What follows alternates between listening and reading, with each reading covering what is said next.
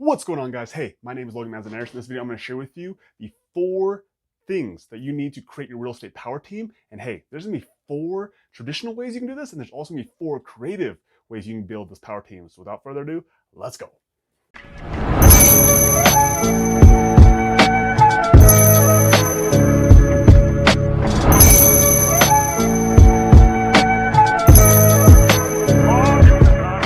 Hey guys, if you're new here, my name is Logan Manzanares. I'm a fitness professional, I'm a business owner, I'm a real estate investor. Me and my wife currently own over $5 million in real estate that currently cash flows well over $10,000 every single month. And I'm here to make these videos for you so you can learn how to create passive income so you can do what you want with who you want as much as you want to do it. So without further ado, let's go ahead and let's dive into today's video. All right guys, so if you've been on BiggerPockets or you've been around the real estate community, you know that there is 4 critical people that you need on your real estate power team.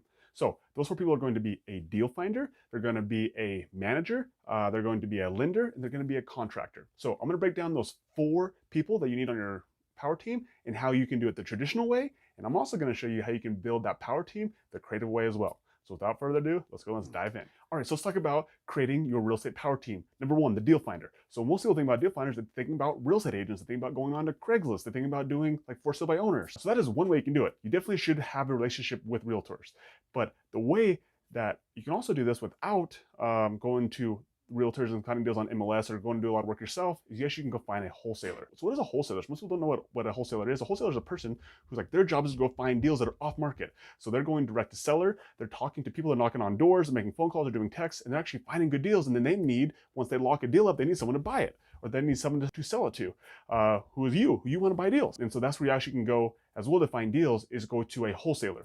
Another way you can do it, which again nobody talks about, is you actually can create your own direct to seller business. So what a wholesaler does is, again, they make phone calls, they make texts, they do direct mail, and then they go and they find deals that way from people who are motivated to sell. Well, you can do the exact same thing if you're really trying to find deals. So if you have a specific market that you want to be in, you can literally go do all this stuff yourself. You can hire the team and create a business to go find deals for you. So those are some of the other creative ways you can build your deal finding power team. All right, now let's talk about property management, right? So the traditional way to get a property manager is when you go into a market, whether it's your market or you're going into a separate market, is go find a property manager. So you can go on Google, search property managers, and you can see all the people with the best reviews, all the people with the worst reviews. And here's a little tip for you.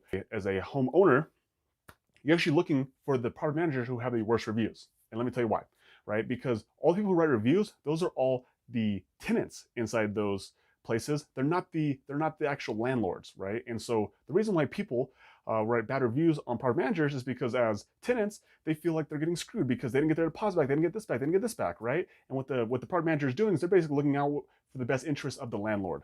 And so you actually want to look for those people who actually have lower reviews, and obviously make sure you go and you vet them properly, but don't let low star ratings on a property manager turn you away, because honestly, sometimes that's even better for you as a landlord, because that means they're looking out for you. They're not just letting everything go. They're taking care of your property and looking out for the best interest of the landlord.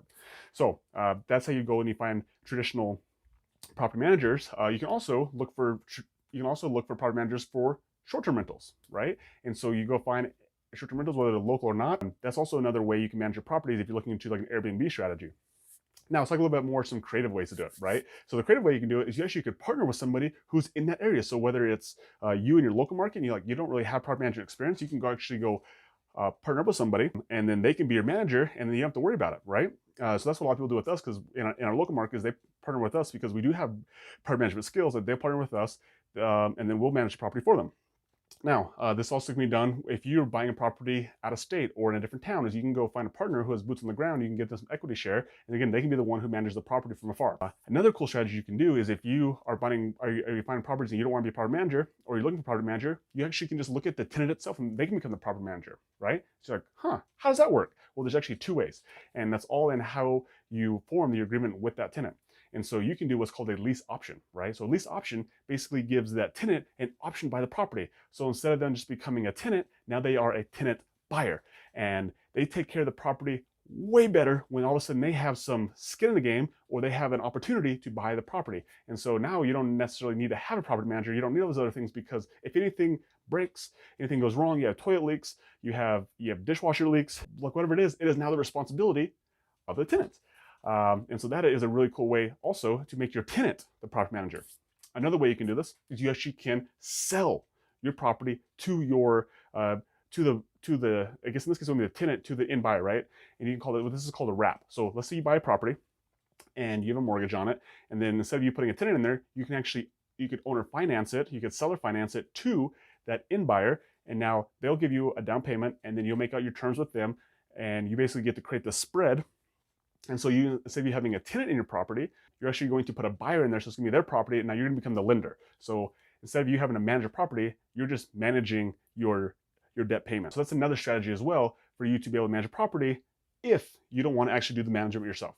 All right, now let's talk about lending, right? So lending, the traditional way to get lending is simply to go find a loan officer at a traditional bank. You have the Wells Fargo's, the Bank of America's. You obviously can go even down a little bit lower to your niche, like your credit unions and your small local banks. You can also look for just mortgage brokers as well. Like that's the only thing they do is they do loans. So those are traditional 30-year financing terms. Okay, definitely have a lender in that area.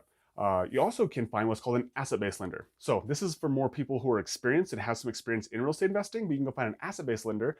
And there's between a traditional lender and an asset-based lender is a traditional lender is looking at you, right? They're looking at your credit score. They're looking at your debt to income. They're looking at you as a human being.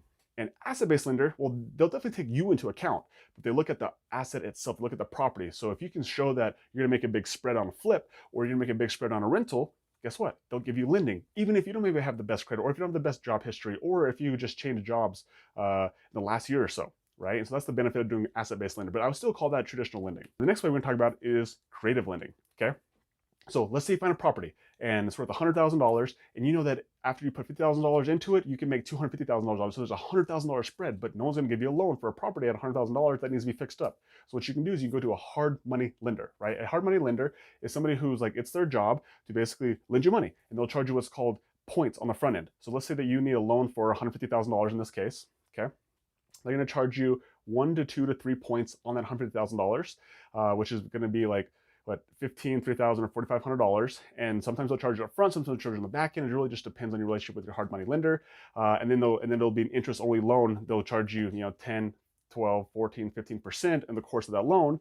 That again, it usually gets paid off on the back end of the loan. And so that's a hard money lender. Okay. The second type of lender you can get is a private money lender. So a private money lender is typically a person that you know, right? Or it's a person that's a relationship that you've established with somebody who has money. So this could be someone like a doctor, a lawyer. This could be someone who owns another business. This honestly could just be your cousin. It could be your aunt. It could be your uncle. Somebody who's got some money sitting around. This could be 10, 20, 30, 40, 50, hundreds of thousands of dollars that they're just sitting around that they don't know what to do with. Right? And this is actually a real problem. So people have money and they're like, I don't want to put in the stock market because it's risky. They don't know how to invest in real estate because obviously it takes some skills. That's why you guys are watching these videos, right? And like, that's what you want to do. Like you want to be invested in real estate. So that's why you're watching this. Like you're getting educated. So if you are getting educated, just curious, like if you're getting educated, like this video, subscribe to the channel, like share this channel with other real estate investors, other people who are interested in real estate, they can get into real estate, and so they can start getting deals like this, right? So that's what a private money lender does. And you basically can create the terms with the private money lender. So whether you want to do short-term loans with your private money lender, whether this could be something if you're like looking to do flips or doing quick turnarounds, so this could be 2, 3, 4, 5, 6 months projects, or you can look at even doing a longer-term loans with private money lenders. So this could be 6 months, 12 months. This could be 2, 3, 4, 5 years lending, and then you basically can adjust your rate based on that person. So sometimes your private money lender should give you low as like 4 or 5%. Sometimes your private money lender should give you 10%, right? But at the end of the day, there's no points involved, and it's usually it's with a relationship with somebody you've already established. All right, the next type of partner you can find in the creative financing world is actually an equity partner. So let's say I find a good deal for $600,000, and I get all the lending for it so this is where you can do like a combination strategy, right?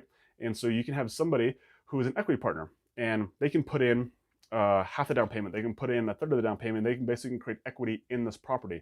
And so they're going to get a portion of the equity based on how much money they put in, and they'll get some of the cash flow on the property. And when you go to sell or refinance it, they'll get whatever their equity position is back out of it. And so the good thing about doing equity partner is that they share in the up side of the property. So let's say that you have a $500 cash flow on the property, and let's say that for some reason 1 month you get more money, right? So let's say 1 month you get $700, $800, $900 on the property. Well, they'll share in that upside and they'll get a percentage of that. But let's say on the other side of the coin, let's say something happens and like you lose a renter, and all of a sudden you lose money on that property that month. Well, your equity partner also is not going to get paid along with you. Whereas if you have a debt partner, they get paid no matter what. And so that's the benefit of doing equity partner, is that you share in the upside, but you also will share in any downside that happens as well. Okay, so next one we're gonna talk about is like have the seller become the lender. right? And this is basically owner financing. And so you can go to a homeowner who maybe owns the property outright, and you can say, hey, like, instead of me going to the bank and getting a loan on this property, like, what if you just become the bank, right? And you're like, huh, never even thought about that.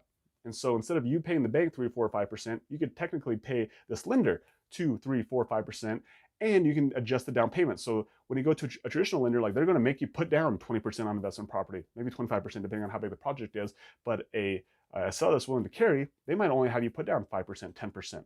And then you can adjust terms and everything. And so this is why going to the seller and asking them if they're willing to carry, they're willing to do owner financing, is one of the best strategies for you to get lending, is actually from the person who already owns the property themselves, because you guys can negotiate terms that work for both of you. Another creative place you can do is actually going to a seller who's open to owner financing, who also has a mortgage in place. So this is called subject to. And so what ends up happening is that you negotiate with the seller and say, hey, I'm willing to take over your mortgage subject to. And so basically just means that the loan stays in their name.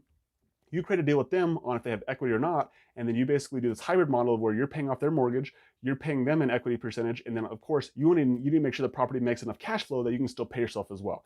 And so those are a few creative ways that you can get into the lending world without just having to go to a traditional financing, or how you can blend some of these methods together.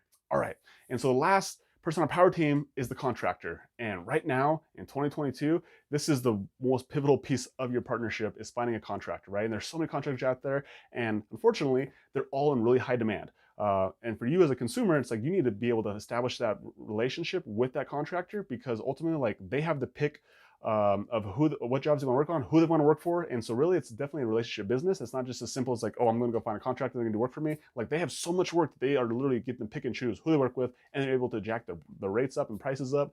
And so right now, like, having a contractor is one of the most important people you can have on your power team. And so obviously, number one, you can do it is just like go form that relationship, go ask around, go get referrals. Again, same thing, you can go on Google, you can search, you can call people, and hopefully you can catch someone who's in between jobs, or that they're just getting started, or again, they're referral. These are some of the best ways to actually go get contractors, right? That's the traditional way. Now, how you can get creative is you actually can partner with them. So again, like, what can you offer a contractor that nobody else does? Like, most people are just offering contractors money. So one thing that we've done is we've actually had partnerships with our contractors. And so we basically go find, we have this relationship, we find the contractor and say, hey, instead of you just making like a one-time fee on this project, why don't you just partner with us, right? So not only do you get paid on the project, but also you get paid on the back end as well, because you get to keep this property and you get to keep equity in this whole game. And they're like, huh, that's a good idea, right? So that's another creative way you can get contractors to be on your team, is if you offer them some equity. So again, number one way, go find that contractor through referrals, go ask word of mouth, go search on Google. And then again, another creative way to do it is, if you're finding a hard time, is offer them some equity, because I promise you, no one else has offered them equity. So those are the 4 people you need on your power team, right? And those are creative ways to get them, and also the traditional ways. And so you just got to find out which one works best for you. And again, sometimes it's a blend of all of them all together. So hopefully you learned something from this video. If you did, please like this video, subscribe to the channel. I'll be making more videos just like this. My name is Logan Manzanares, and I'm out. Bye.